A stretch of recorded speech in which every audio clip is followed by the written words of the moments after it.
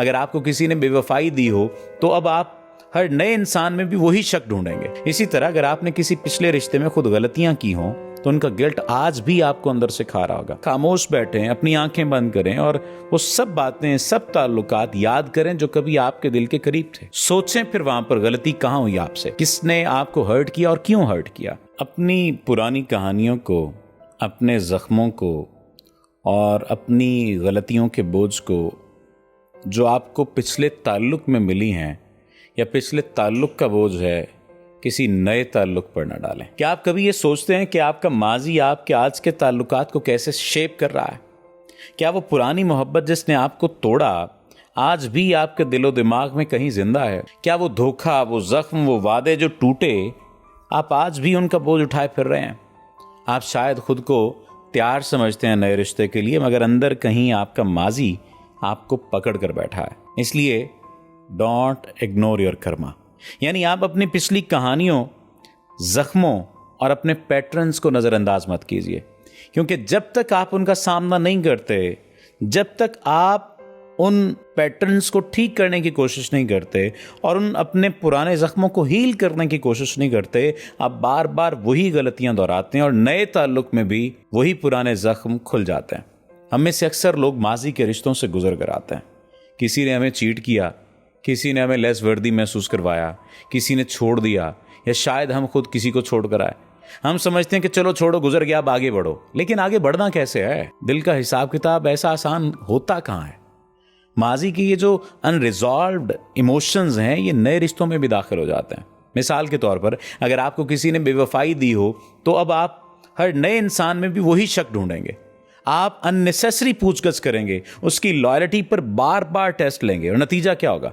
नया रिश्ता भी उसी बोझ तले आकर टूटने लगता। क्यों? क्योंकि आपने वो सारी की सारी बातें जो पिछले ताल्लुक में जख्म की सूरत में मिली थी, उनको यहां पर टेस्ट करना शुरू कर दिया। इसी तरह अगर आपने किसी पिछले रिश्ते में खुद गलतियां की हों तो उनका गिल्ट आज भी आपको अंदर से खा रहा होगा।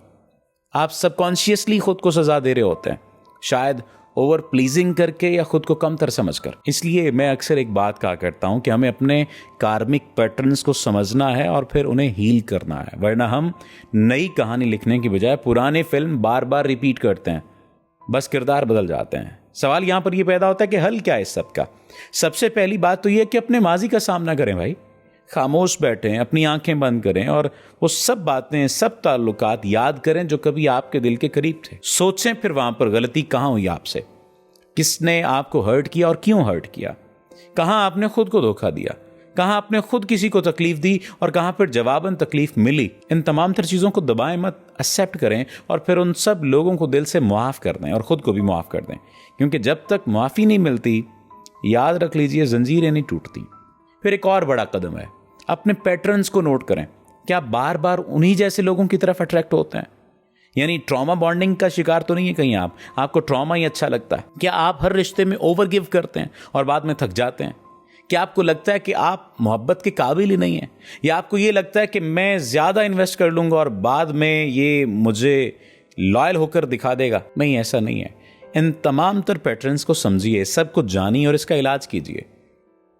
ये ट्रीटमेंट थेरेपी भी हो सकती है, इसे जर्नलिंग के ज़रिए से डील किया जा सकता है, मेडिटेशन के ज़रिए से डील किया जा सकता है, या यूं कह लीजिए स्पिरिचुअल रिट्रीट के ज़रिए से किया जा सकता है। लेकिन हीलिंग ज़रूरी है, ये बात समझना। आपको आज ये अकल पड़ेगी। याद रख लीजिए, माजी को हील किए बगैर आप आगे नहीं बढ़ सकते, वरना हर नया रिश्ता पुराने जख्मों पर नमक बनकर आता ही रहेगा।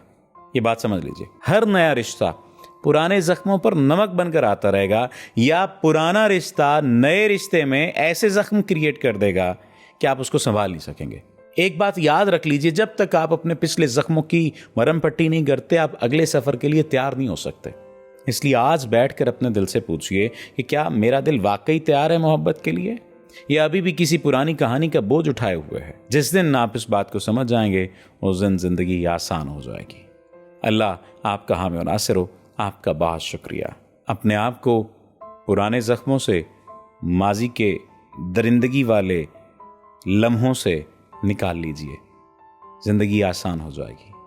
खुश रहिए।